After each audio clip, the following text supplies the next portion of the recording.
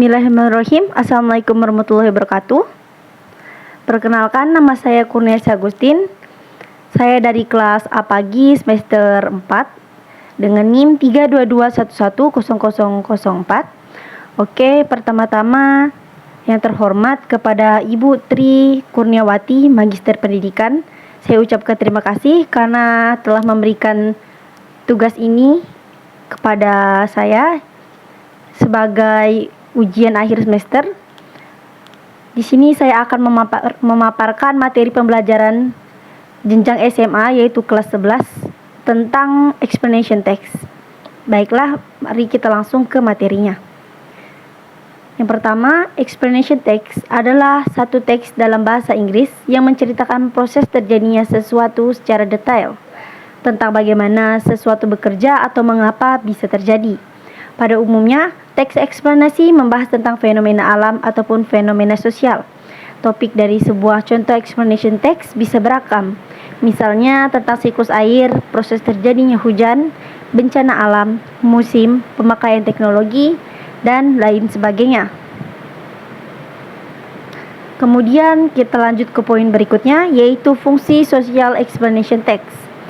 Yang pertama, explanation text bertujuan untuk mengungkapkan proses terjadinya sebuah fenomena, baik itu fenomena alam, sosial, budaya, ilmu pengetahuan, bahkan teknologi.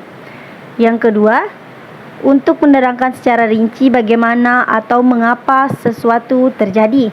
Biasanya text explanation disusun dari dua pertanyaan dasar, yaitu how atau bagaimana dan why atau mengapa. Kemudian lanjut ke poin berikutnya, yaitu struktur explanation text. Yang pertama yaitu general statement. General statement adalah bagian pembuka. Bagian ini menjelaskan isu-isu tentang fenomena atau topik yang akan dibahas. Biasanya berisi berbagai informasi umum yang mengantarkan pembaca pada inti pembahasan. Kemudian struktur yang kedua yaitu sequence of explanations. Di bagian ini kita akan menemukan pembahasan lebih detail mengenai sebuah fenomena. Bagian explanation adalah bagian inti teks yang menjelaskan rangkaian suatu kejadian atau suatu proses dari topik yang dibahas. Kemudian yang ketiga yaitu closing. Closing atau conclusion bersifat opsional dan tidak wajib pada sebuah explanation text. Berisi info tambahan atau pendapat dari penulis mengenai fenomena atau topik bahasan. Kemudian unsur bahasa, kita lanjut ke poin berikutnya yaitu unsur bahasa explanation text. Sebagai teks faktual, explanation text memiliki ciri-ciri kebahasan, yaitu yang pertama memakai kalimat dalam bentuk tense atau waktu saat ini, atau yang biasa kita sebut dengan simple present tense.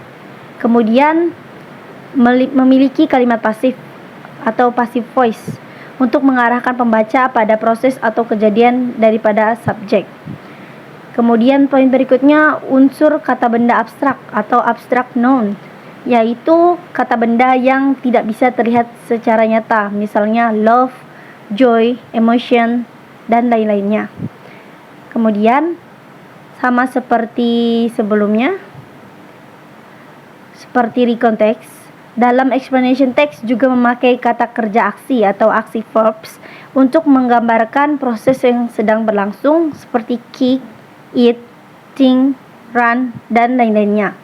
Kemudian kita lanjut, terdapat frasa kata benda atau noun phrase, misalnya white, Snow White, water cycle, big house, dan lain-lain. Kemudian memakai istilah teknis atau technical terms, yaitu istilah yang mengacu pada topik yang sedang dibahas. And last, berisi penjabaran tentang sebuah proses namun bukan prosedur teks. Baiklah, itu saya rasa itu adalah materi yang dapat saya paparkan. Kemudian di akhir video ini saya akan menambahkan soal untuk dijawab oleh penonton, yaitu soal-soal tentang explanation text. Baiklah, sekian yang dapat saya sampaikan. Wassalamualaikum warahmatullahi wabarakatuh.